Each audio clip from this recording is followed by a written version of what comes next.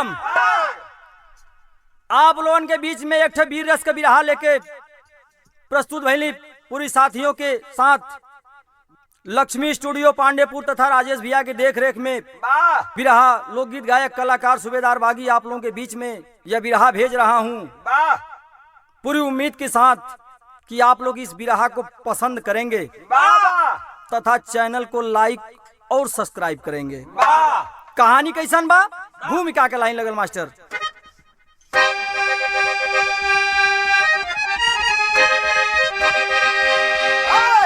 तो लेके चलता जिगर में जो सैलाब को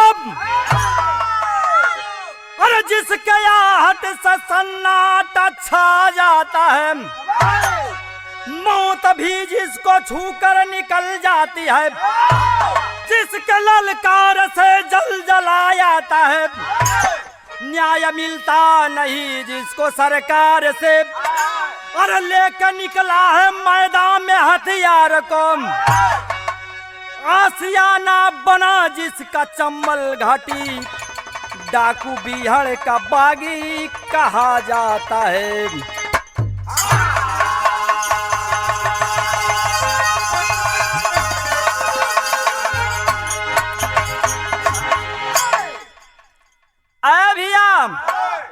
एक ठे शहरवा जिला भिंड के जिला के अंतर्गत एक ठे गांव पड़ेला बिलाव गांव। वहां का पंडित जी एक ठे रहने कैलाश पंडित, कैलाश शर्मा का बड़ी तपाक बा बोल बाला बा। एक राम जानकी मंदिर है, कैलाश पंडित उस मंदिर के पुजारी थे। अरे भैया वो मंदिरिया के नामे 100 बीघा जमीन रहल हो सिंध नदी के किनारे। वो जमीनिया पर पूरा पंडित जी का कब्जा रहल। गांव वाले खैले बिना बिलखत हुआ, लेकिन 100 बीघा जमीन का खेती पंडित जी करत हुआ। केहू आवाज उठावे वाला ना बाम। एक ठे वही गांव के लड़का आवाज उठावे वाला पैदा भेल, सामने आयल, आवाज लगाने लगा कि अरे मालिक, अरे तो वही जो तबा बोई बाम, अरे हमने गरीबन के भी कुछ देबाम। पंडित जी सोचत हूँ ये तो अत्याचार हुई, अब ये तो जमीनिया कुल हथियार ली है, इससे आवाज उठाई है। तो कैसे मास्टर कव्वाली का टुकड़ा लगल।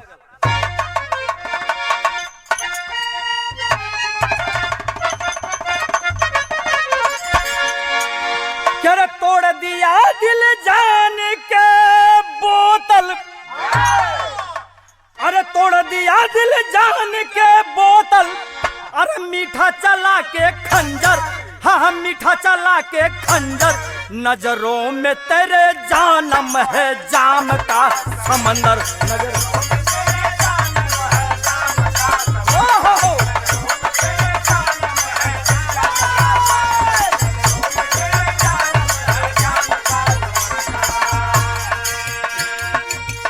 भाव बड़ा बढ़िया लिखलन कवि। कैसे करे थमसी गई जिसके आने से सासे, अरे मलखान सिंह फौलादी, हाँ मलखान सिंह फौलादी, पग पीछे ना हटाया चंबल बिहड़ का बागी पग पीछे।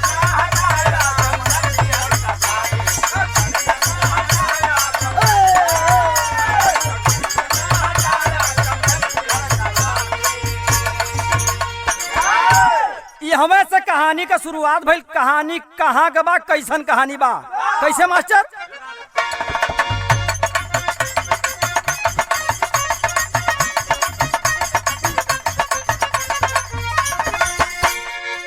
समय के आगे नाम, समय के आगे ना चली किसी की हस्ती है, समय के आगे ना चली किसी की हस्ती है, समय ने फूंक दिया बस्तियों की बस्ती है।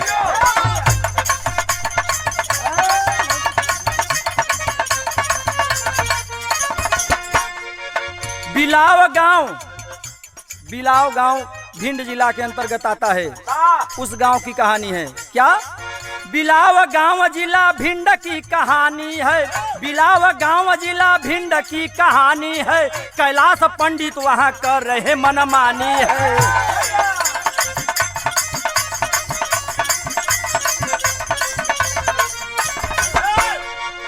जमीन और मंदिर, राम जानकी मंदिर और 100 बीघा जमीन पर उनका कब्जा है। कैसे?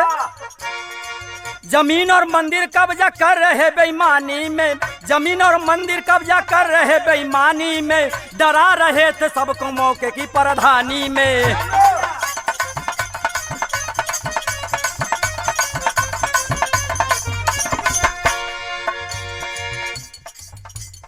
एक था लाल, एक था लाल जिस पे गांव को अभिमान रहा, एक था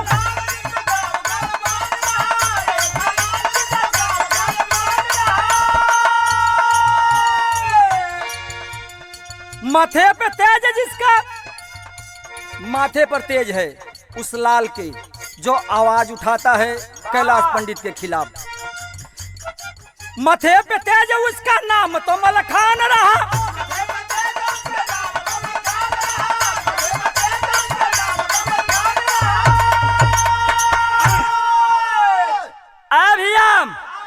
बिलाव गांव भिंड जिला के अंतर्गत बिलाव गांव में एक राम जानकी मंदिर है। कैलाश शर्मा उस पंडित पुजारी थे उस मंदिर के। अभिया 100 बीघा जमीन पर उनकर कब्जा रहल। केहू गांव के लोग बोलत ना बाप, काहे से कई साल से और कईयों बार से कैलाश शर्मा डरा धमका करके उस गांव की प्रधानी अकेले कर रहे थे निर्विरोध। कोई उनके खिलाफ खड़ा हो नहीं पाता था। भैया गौवा के एक ठे लड़का मलखान नाम के जेकर उम्र 16 साल उसमें बतावल गई हो, लड़का पंचायत जुटा देहलस। अरे अकेला जोतबा खैबा, 100 बीघा जमीन का मालिक तो ही हुआ। अगर ग्राम सभा का मंदिर बा तो जमीनियों ग्राम सभा का होई, हमहनों का मालिकाना हक बा वो जमीनिया पर। कैलाश पंडित सोचत हुआ है तो लगत हो हमरे खिलाफ खड़ा हुई हो, ये तो जमीनिया हाथे से निकल जाई। पंचायत जुटा देलस, पंचायत जुटा देलस। ए भैया मलखान पंचायत में होत का बा तर्ज लगल।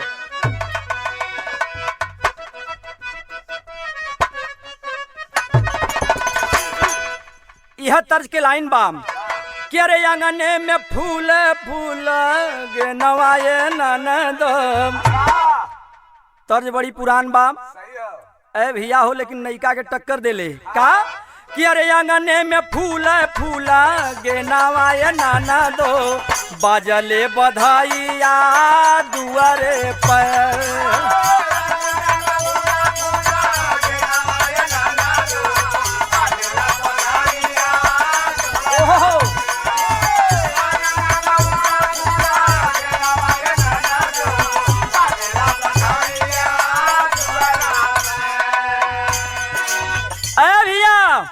पंचायत जुटा के पंचवा में उस 16 साल का नौजवान लड़का मलखान सिंह कहलस का कहलस, पंचवा में गरजल बाजा वनावाय मीतावा, पंचवा में गरजल बाजा वनावाय मीतावा, कैसे मन मानी करबा पंडित जी हो।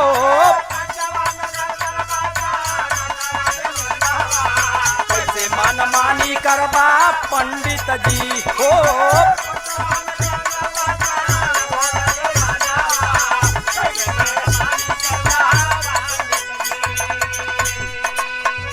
और लोग पंचवा में जुटल हुए, लेकिन केहू सामने खड़ा होके बोले के हिम्मत ना बा। कैसे? भय के मारे बोले नहीं लोगवा लुगाई, भय के मारे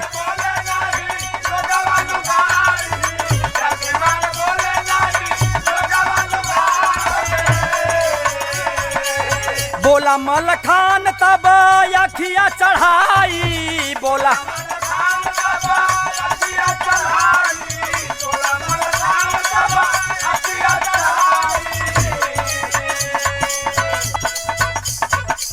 जमीन बाटे मंदिर के खजानावा ये मीतावा, जमीन बाटे मंदिर के खजानावा ये मीतावा, कैसे मन मानी करबा पंडित जी हो। जमीन बाटे मंदिर के खजानावा ये मीतावा, कैसे मन मानी करबा पंडित जी।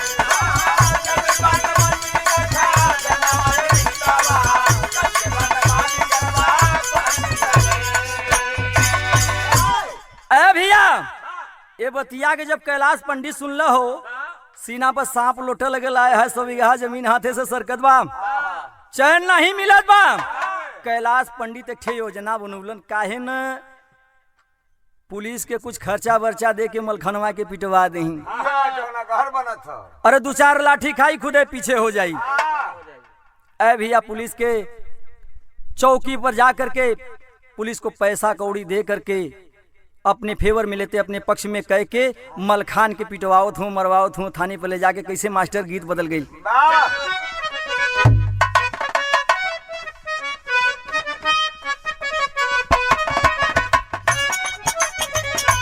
आजकल लेखे फैशन में गीत बदलल बा, हमारे गुरुजी के बदल के लिखलन का,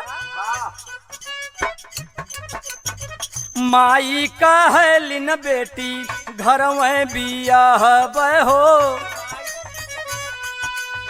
माई कहलिन बेटी घर में बियाह हो, बाबू कहलन बड़का लान में।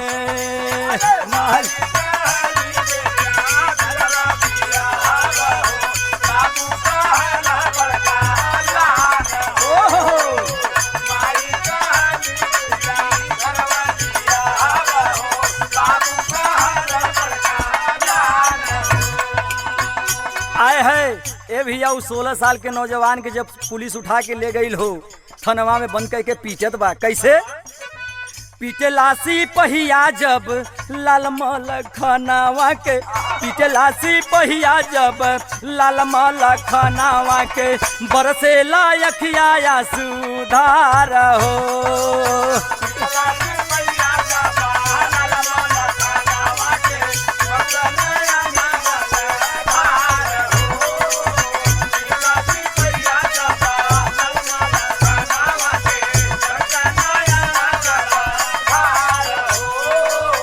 मलखान सोचत बा कि अरे हम कौन गलती कर दिली, गांव के हित के बारे में सोचली हम, और हम यहाँ बना के मराठी गांव के लोग दिखात ना हूँ।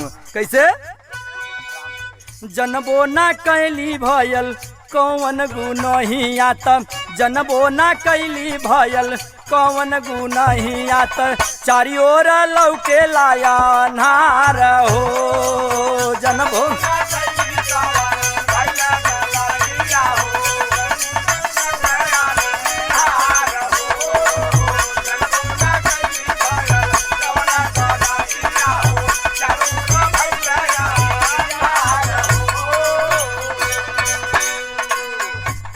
सिपाहियों से पूछता है कि अरे हमार कौन कसूर रहल साहब, हमके पीटत हुआ हो, हम कौन गलती कर देले रही। सिपाहिया एक छे बोलल बा का, बोला है सिपाही एक अरे कड़वी बचनिया, पंडित जी के नाम हो सगरी जमीनिया, सोचवा में पड़ल बाटे तुअर सुगा नावा हो, सोचवा में पड़ल बाटे तुअर सुगा नावा हो, दई हंसी पहिया हमके मार हो। सोचवा में पड़ल बाटे तुअर सुगा नावा हो, दई हंसी पहिया हमके मार हो। सोचवा में पड़ल बाटे तुअर सुगा नावा हो, दई हंसी पहिया हमके मार हो। आ भैया उ नौजवान थाने में फंस के रोवत बा हो, अरे सोचत बा हमसे कौन गलती भइल। कैलाश पंडित आज हमके खाली साजिशन मरवावत हूँ। ए भैया सिपाही पुलिस का नौजवान मार पीट के उस धमका करके नौजवान को छोड़ देते हैं कि अरे साले चले जाओ, लेकिन दोबारा कभी जमीन का नाम मत लेना। अगर कभी तुमने आवाज उठाया दोबारा तुम्हारा ऐसा हसर करूंगा साले चलने लायक नहीं रहोगे। अहे भैया इतना जब गुजरल बा वो नौजवान के शरीर के ऊपर तक शरीरिया आग बबूला हो गई, आग बबूला हो गई। टेरिम भाव लगल मास्टर,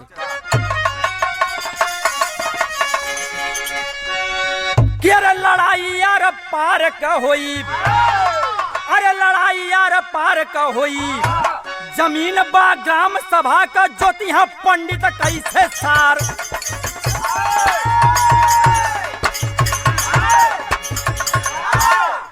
जमीन बा ग्राम सभा का ज्योतिहा पंडित कैसे सार, लड़ाई यार पार का हुई।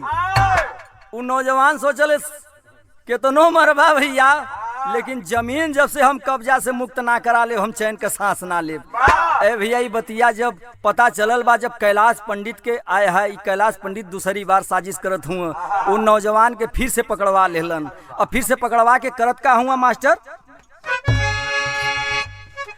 क्या रे सोया था लाल जब घर पर अपने, अरे सोया था जवान जब घर पर अपने, तब पुलिस ने मौका पाया है, गिरधरिया संग मुखबिरी में मलखान को तुरंत उठाया है।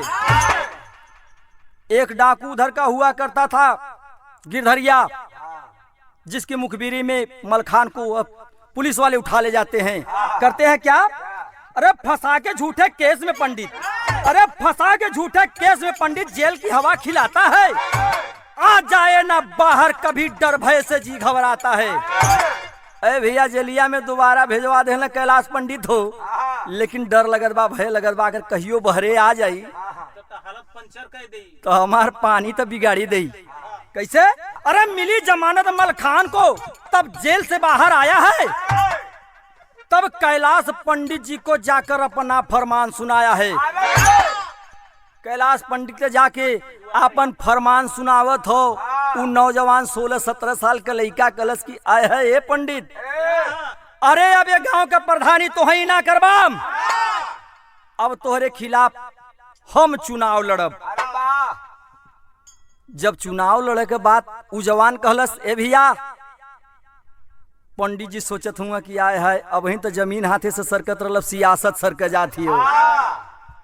पंडित जी एक बहुत बड़ी ओकरे संगे दोबारा साजिश तिबारा कैले बड़े।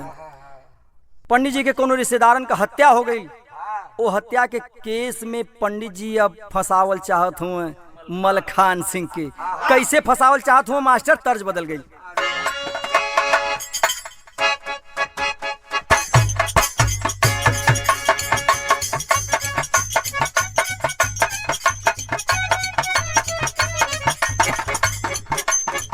ए मास्टर लल्लू भैया, कौनो दुल्हन का दुल्हा बाहर रहत रहल हो, दुल्हनिया यहाँ से फोन कैलस, हमके 4G का मोबाइल भेज दा।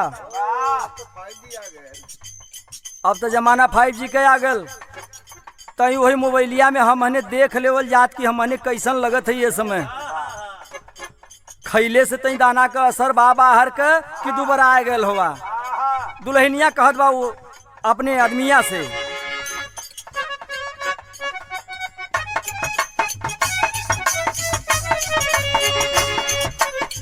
कि भेज दा 4G के मोबाइल तत्काल राजा जी, भेज दा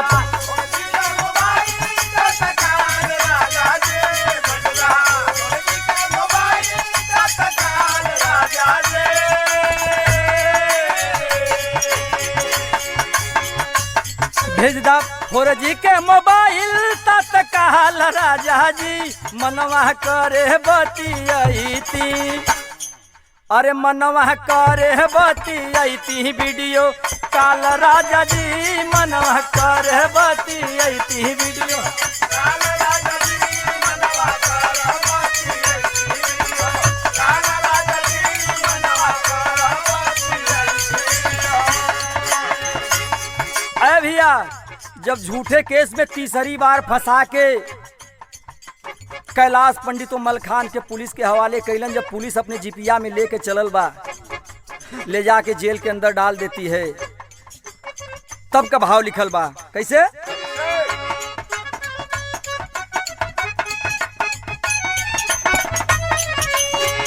कि झूठे केसी में फंसा के है बाद कहार चल, झूठे केसी में फंसा के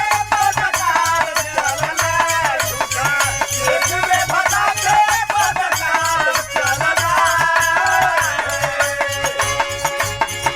झूठे केसी में फंसा के है बाद कहार चल, लेके जीपिया में पपिया सवार चल, लेके जीपिया में पपिया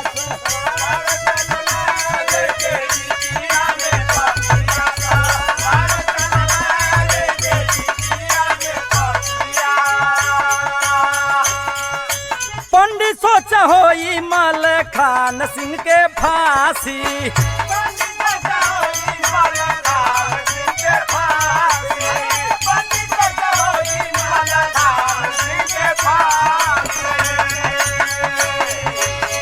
मंदिर और जमीनिया नाही दूसर केहू तलाशी।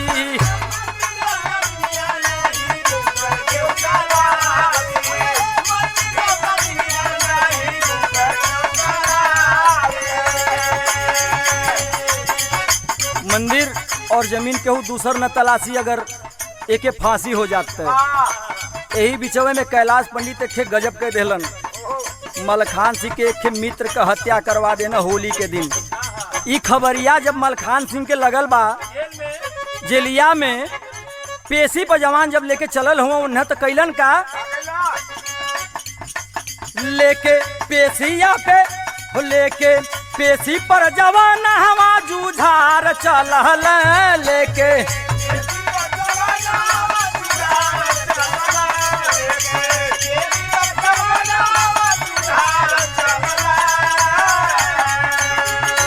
लेके पेशी पर जवान हवा जुझार चलल, कूद के गाड़िया से बीरावा फरार चलल, कूद के गाड़िया से बीरावा फरार।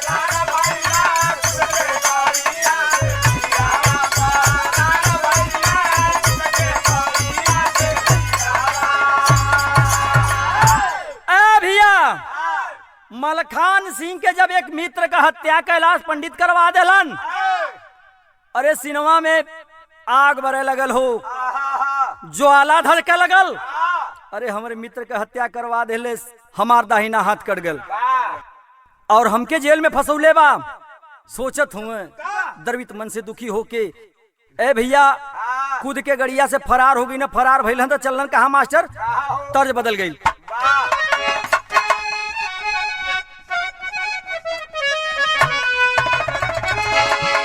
बड़ी रंगीन तर्ज लगत बा, क्या रे झूलनिया का गुजावा, अरे झूलनिया का गुजावा हयर टूटल हो रोजा, और जवनिया में गड़िया छूटल हो रोजा।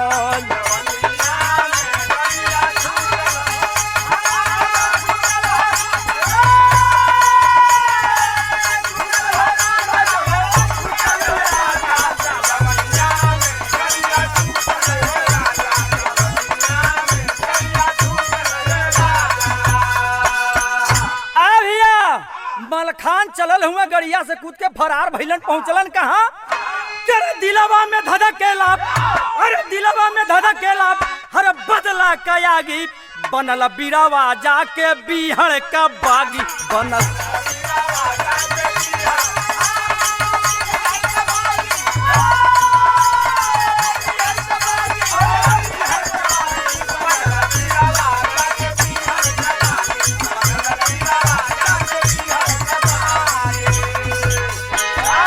लेके हथियार गोला बंदूक यार गोली, अरे खेले लागल शेरवा हो खूने का होली।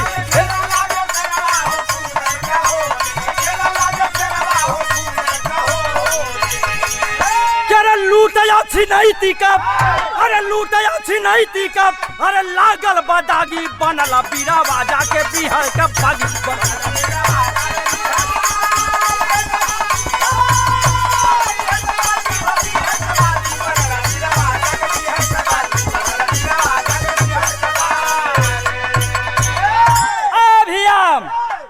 चंबल की घाटी में जाकर के बिहारों के सरदार बनता है मलखान सिंह, 10 युग सम्राट कहा जाता है। अरे भैया कुछ दिन ऐसे ही दिन बीतत बा, करीब 100 लोग हो गए।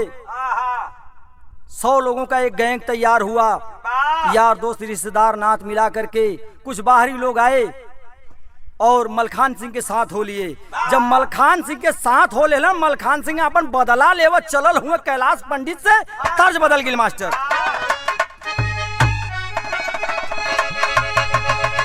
तेरा कोठा ऊपर कोठरी, अरे नीचे हलवाइया के दुकान, अरे हलवाइया के दुकान, हाथ से लड्डू छूट गयल हलवाइया मार सान किरियो लैला, हो किरिया लैला बालम बहिना।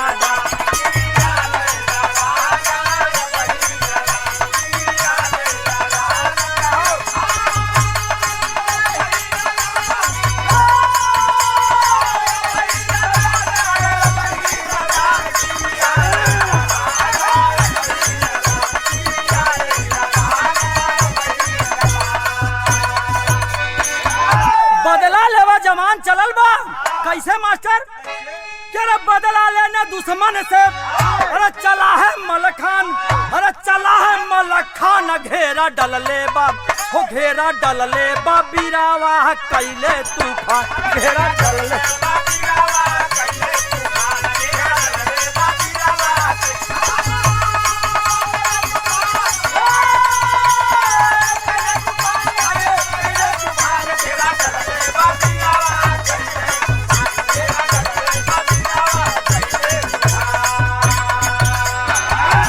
छह गोली तड़ तड़ दिया सीना में दागी रहल अन्हार गैल पंडित जी भागी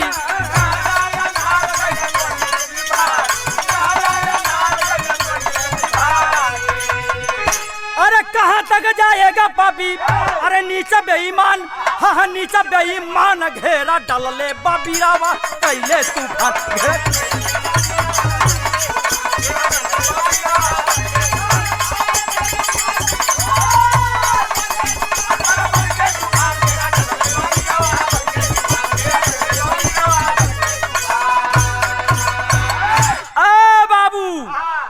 घेरा डाल करके कैलाश पंडित को घेर लेता है जाकर के तड़ातर छह गोलियां बरसाता है। अरे भैया मौके के फायदा उठौले कैलाश पंडित तो निहार रहल हो भाग निकलन। जब भाग निकलन कैलाश पंडित गैंग वापस जाता है लेकिन सिनेमा में जोन बदला के आगे रहल अभी पूरा नहीं भेल बा। पता लगल बा कि वही कैलाश पंडित जियत हुआ दोबारा जवान चलल बा बदला लेवा अपन कैसे मास्टर गीत बदल गई।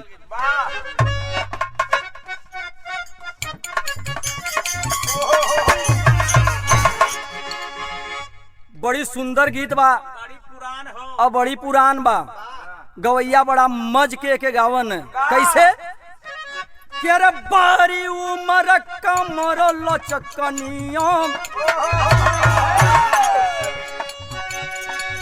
बारी उमर कमर लचकनिया गोरिया खींचानी हुर के पनिया गोरी का झूलनिया ना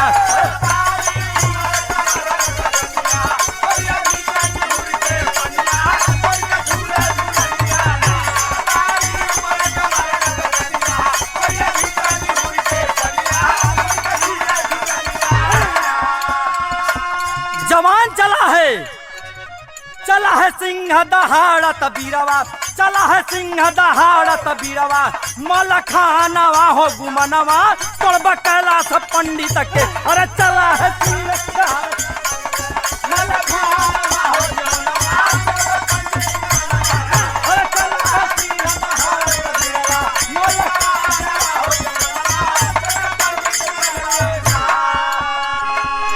कि तर चला दिया है गोली अरे बंद भइल कैलाश का बोली बंद भइल कैलाश का बोली बदला पूरा भइले झूकल आसमानवा हो गुमनवा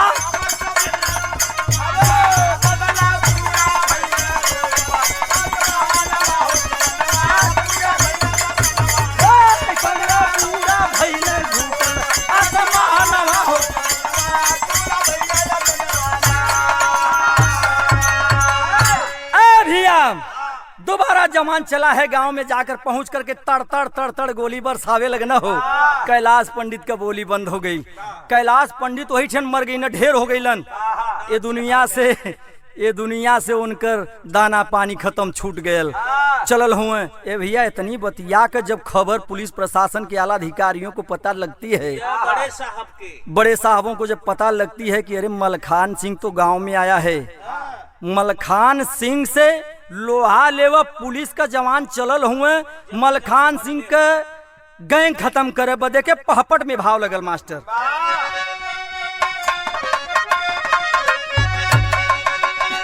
अरे चला है सीना तान के तब हर साई बागी बिहड़ का अथर्राले दुश्मन देखी परछाई बागी बिहड़ का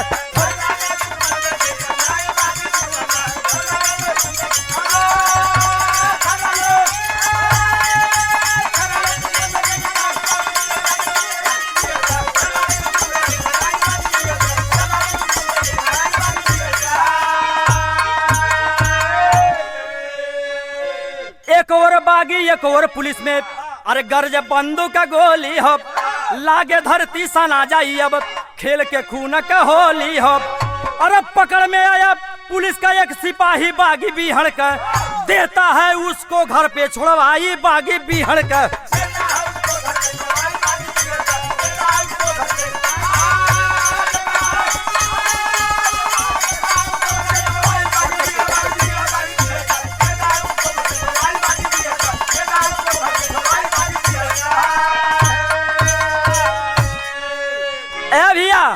इतनी बतिया जब पुलिस के आला अधिकारियों को पता लगती है कि मुठभेड़ में हमारा एक सिपाही गायब है और वो मलखान के हाथे चढ़ गया है, लेकिन मलखान दरिया दिली कईनो पुलिस के नौजवान के सकुशल होकर घरे पहुंचवा देना। काहे?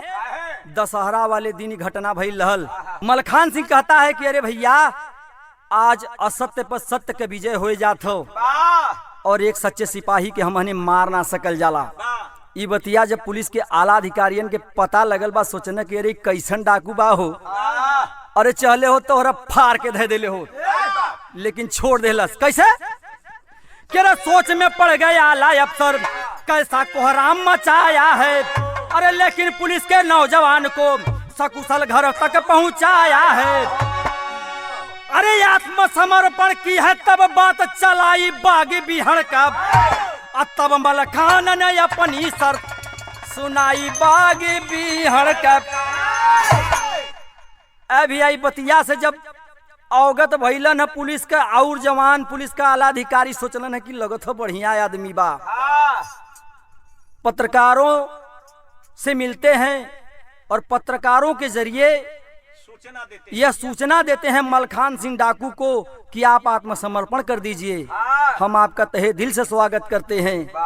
मलखान सिंह वही पत्रकारन के जरिए एक बात रखलस, हम आत्मसमर्पण करब तब जब हमारे कौनो सिपाहीन के फांसी ना हुई और 100 बीघा जमीन जो कैलाश पंडित अकेला जोतत बोत रहना, जब वो पूरे गांव के नाम से हो जाई तब भैया हम आत्मसमर्पण करब। अरे भैया हो, सरकार के ई बतिया मंजूर हो गई। जब मंजूर हो गई ए भैया तो आल्हा में भाव लगल, आत्मसमर्पण कर चलल हुआ मलखान सिंह। कैसे?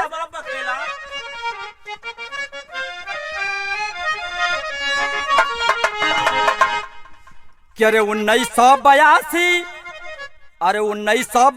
17 जून वाला दिनवा भैया आत्मसमर्पण कर चलन जा।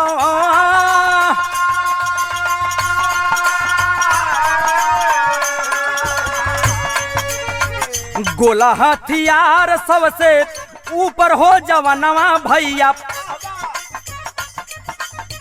चला है निडर होके बागी मलखा।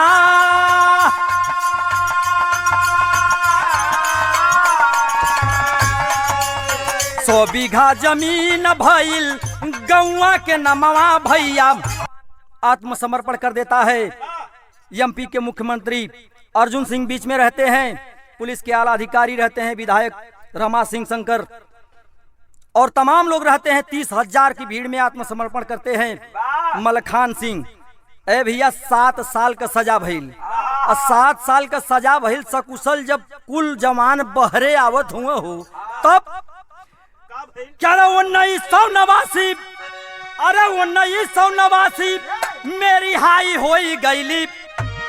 अरे 1989 में अरे रिहाई होई गईली। अरे मिल परिवार से चला है मलखान बोला।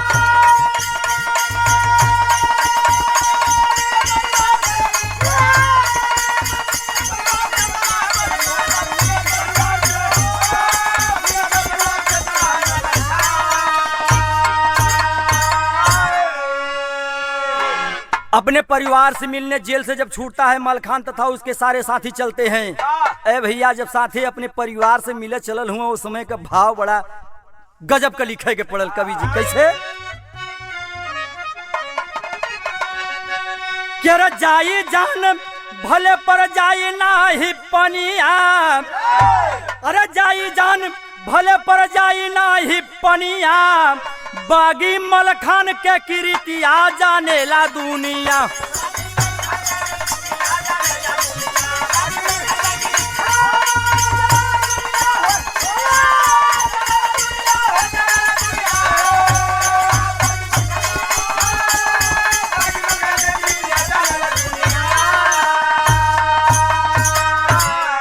बदला पूरा कैले बागी बीर मलखान हो और पूरे गौवा के जेकरे पर अभिमान हो।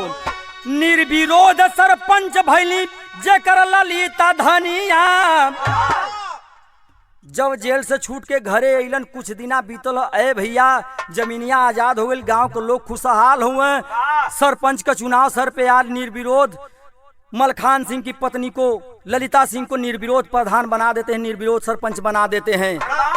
तब भैल काम अरे भैली निर्विरोध जेकर, अरे भैली निर्विरोध सरपंच जेकर ललिता धनिया। भैली निर्विरोध सरपंच जेकर ललिता धनिया। बागी मलखान के कीर्तिया जानेला दुनिया।